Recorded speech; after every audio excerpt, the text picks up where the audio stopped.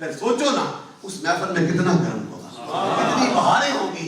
ہماری سوچ سے بھی بڑا ہے کہ جب سرکار کا ذکر کیا جائے کہ جس کی خاطر کائنات کو سجایا گیا ہے. دیکھیں نا، میں تو اپنی مستی سے کہتا ہوں، سرکار کی جب آمد ہوتی ہے اس مکہ کی سرزمین پہ بشری لحاظ سے آتے ہیں تو پھر اس کا کیا عالم تھا.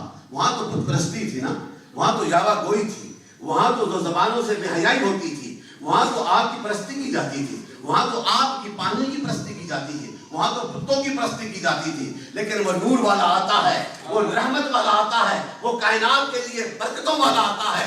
جب وہ نور میرے آقا کے سینے میں منتقل ہوتا ہے، وہ جو مکہ کی سرزمین پہ جہاں بت پرستی ہوتی ہے، جہاں آپ پرستی ہوتی ہے، جہاں یاوا گوئی ہوتی ہے، جب نور مصطفیٰ اپنا نور کا پہلا قدم رکھتے ہیں تو کائنات ارضی میں حق کا فیضان عام ہو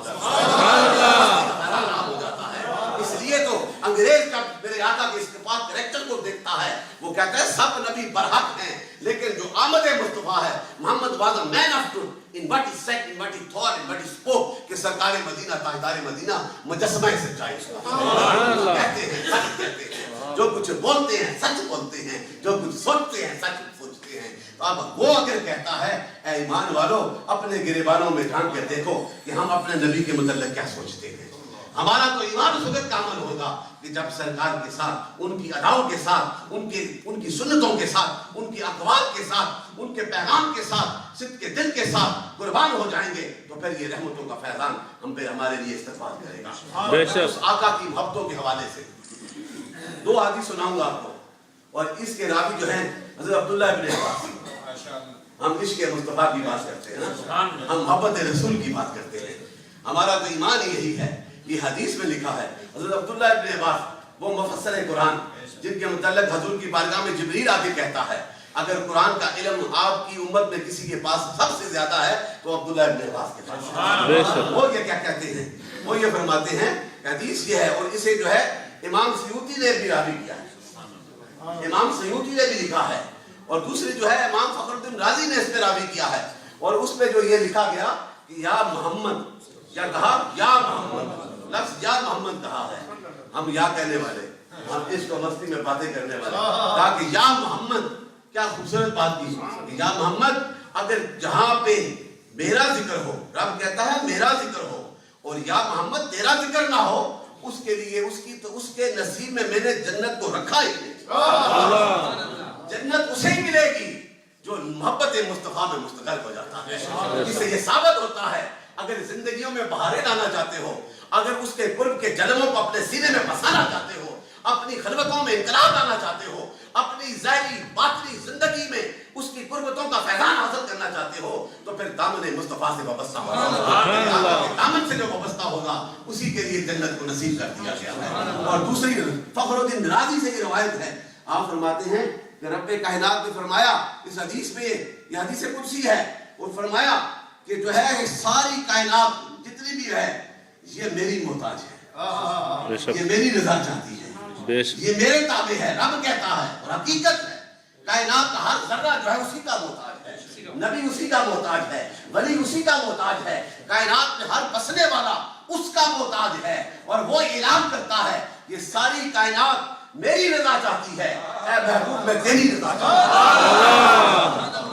تو جب ان کی رضا کے ساتھ وفا ہو جائے گی، ان کی اداؤں کو زندگی میں بسا لو گے تو پھر دیکھنا زندگی میں کتنا انقلاب ہوتا ہے، کتنی بہاریں آ جاتی ہیں، کتنی عنایات آ جاتی ہیں. اور تیسری حدیث پاک مشکات شریف کی یہ راوی اور حضرت علی اس کے راوی ہیں، آپ یہ فرماتے ہیں کہ میں ایک دفعہ آقا مدنی اس نور والے آقا کے ساتھ، وہ میت بھی کتنی آلہ، وہ محفل بھی کتنی آلہ، وہ لمحے بھی کتنی قربتوں والے کہ جس کی خاطر کائنات کو سجایا گیا ہو، جب اس کی میت میں بھی غلام جا رہا ہوگا وہ بھی نور سے بدلا ہوگا، وہ بھی نور سے بھرا ہوگا، وہ بھی عنایات. جب نور پھیلتا ہے تو ہر ایک پہ کرتا ہے نا، روشنی آئی ہے تو سب کو مطلب ہو جائے گی.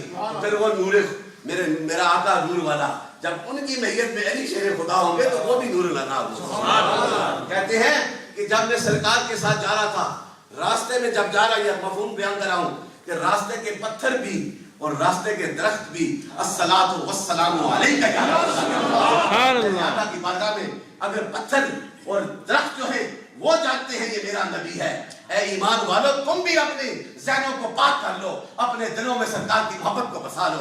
जब मोहब्बत को बसाओगे और सरकार को पुकारोगे, वो रहमत वाला आका, ये ना समझे 1400 साल पहले उनको अनायात देते रहे। खुदा की कसम, आज भी जो मेरे आका की जिक्र की महफिल को सजाता है, मेरे आका उस पे भी नजर फरमा देते हैं, उस पे भी बरकत को फरमा देते हैं। उस आका वाली ये एक और हदीस से पाक शाह साहब, नजर शाह साहब भी सुनाया करते थे, और ये बड़ी बरकतों वाली। देखे हम तो गुलाम है ना, हमारा तो ईमान है। ये दरख्त भी सरकार के गुलाम, ये कमर भी सरकार का गुलाम, ये शम्स भी सरकार का गुलाम, ये कायनात का हर जर्रा जो है हर ताबे है। इख्तियार रब ने दिया मेरे रसूल को। सो जो देखे एक दफा हजूर आका मदनी का इदार उस खजूर के तने के साथ देख लगा के बैठे, नूर वाला आका बैठा हुआ था। एक अयोधी गुजरता है, आगे नहीं चला गया। जब चेहरे मुस्तफा को देखा ना, आगे कदम नहीं बढ़े और कहने लगा कि आप कौन हैं? और मेरा नबी तो सच बोलने वाला, सच कहने वाला, सच का पैगाम आम करने वाला। तो आपने कहा मैं तो रब का रसूल हूँ, मैं तो रब का रसूल हूँ। तो उसने कहा मैं कैसे मानूं? चेहरा तो देख के रुक गया, लेकिन उसकी तकदीर बदलनी थी, उसकी दुनिया में इनकलाब आना था। उसने कहा मैं कैसे मानूं कि आप अल्लाह के रसूल हैं? यहाँ पे मौजज़ा दिखाया। हाँ, नबी मौजज़े का मोहताज नहीं, वो तो सैयदुल मुरसलीन है, लेकिन उसको हदायत दिखाने के लिए, उसी हकीकत का पैगाम उसके सीने में व्यवस्थ करने के लिए। तो कहा मुझे कोई बताए, तुम्हें पता चले। तो मेरे आका जिस तने के साथ टेक लगा के बैठे थे ना, उसके तने उसके फल की तरफ इशारा किया। खजूर लगी हुई थी ना, फल लगे हुए थे। तो कहा कि मैं उसको इशारा करता हूँ और टूट के आ जाता है। जब नूर वाला वो खुशकिस्मत खजूर का गुच्छा होगा जिसकी तरफ मेरे आका की नूर वाली उंगली इशारा किया, जो पकारा, तो वो भी वहां से टूट कर सरकार के दामन पे आके गिर गया और फिर सरकार का कलमा पढ़ने लगा। फिर भी ना सोचा, कहा कि मैं फिर मानूं कि ये वापस लग जाए। अल्लाह तो तोड़ सकता है, वो लगा भी सकता है, अल्लाह वो जोड़ भी सकता है। उस पे हाथ फेरा। आज हम कहते हैं ना, हम हाथ लगाते हैं, ये भी निस्बत है मेरे आका पे। वो मदीना में जब सुबह सुबह फजर में ठंडे ठंडे आशिक जो है अपने प्यालों पे पानी लेके बाहर खड़े होते थे दरे मुस्तफा के बाहर, कि सरकार बाहर निकले और अपने नूर वाला हाथ उस पानी में डालाए, वो पानी मुतबर्रक हो जाएगा, जो पिएगा उसे शफा मिलेगी। अकीदा था उस वक्त, सरकार मना फरमा सकते, लेकिन मेरे आका को मालूम था कि जो उनके साथ जिस चीज की निस्बत हो जाती है वो बरकत वाली बात है। जब उस खजूर को लगाया तो वो पर उड़ के फिर जाकर दख्त के साथ लग गई और उसे हकीकत का पैगाम मिल गया। मेरे दोस्तों, निस्बत मुस्तफा, मेरे आका के साथ निस्बत कायम कर लो, मेरे आका से अकीदतें जो हैं वो बरकरार कर लो, फिर जो कुछ मांगोगे वो अता करने बेशक अता उसी के दरबार से होता है, और कोई दरबार नहीं, वो अल्लाह का दरबार है। लेकिन रास्ता जो है वो दरे मुस्तफा का रास्ता है। हुजूर के रास्ते को अपना लोगे, फिर उसका करम देखना कितना करम होता है, कितनी बहारें होती हैं। इसलिए निस्बत को कायम कर लेना है। और सुलह हुदैबिया का वाकया कैसा? सुलह हुदैबिया, सरकार बैठे हैं, निस्बत की बातें हैं। जब निस्बत सरकार की लग जाती है ना, वो जगह अर्श से भी आला हो जाती है, अर्श से भी आला हो जाती है। तो सुलह हुदैबिया में सरकार बैठे हैं और गुलाम भी बैठे हैं। पानी कम हो गया ना, उन्हें भी मालूम था अब जो पानी मिलेगा ना, सैलाब होंगे तो हजूर के सदके से। ये ईमान था तो हजूर की बारगाह में आए, नहीं तो वहीं से दुआ करते हैं मौला करीम पानी दे दे। लेकिन निस्बत थी सरकार की, सरकार के दरबार से मांगा, देने वाला वही है, अता करने वाला वही है। लेकिन दरबार मुस्तफा से उन्होंने मांगा और सरकार ने कहा या रसूल अल्लाह, यही तो थोड़ा सा पानी है, अल-मुख्तसर सी बात, ये पीना भी है, वजू भी करना है, इतना लश्कर है, तो अब क्या होगा? सरकार ने कहा, उसको पेश किया गया अपने नूर वाला हाथ। निस्बत मुस्तफा है ना, अल्लाह के मुस्तफा है। अब बस हुआ, कहते हैं supremacy of the profits among humanity in all aspect of the life. जिंदगी के हर शोबे में हर नबी को सुपरमेसी मिली है। The leaders of the profit को देखो कि फिर उनका क्या मकाम होगा। जब उन्होंने अपना हाथ डाला, पानी के चश्मे जारी हो गए, चश्मे जारी हो गए।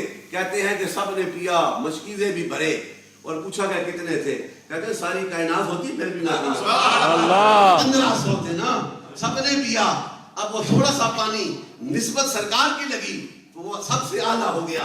اس پہ حاشیہ جو حضرت مجد الافسانی لکھتے ہیں کیا خوبصورت نسبت والے نقشبندیوں کے شہر برِ صغیر پاک و ہند میں آج جو ہمارے دلوں میں ایمان کی دھڑکنیں چل رہی ہیں یہ صدقہ ہے اس ولی کامل اس نقشبندی شیخ کا حضرت مجد الافسانی فاروقی کا فیضان ہے.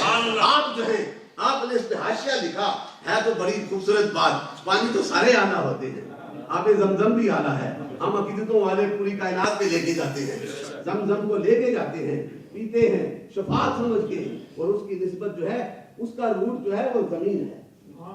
اس کا روٹ کیا ہے؟ وہ زمین سے نکلا ہے.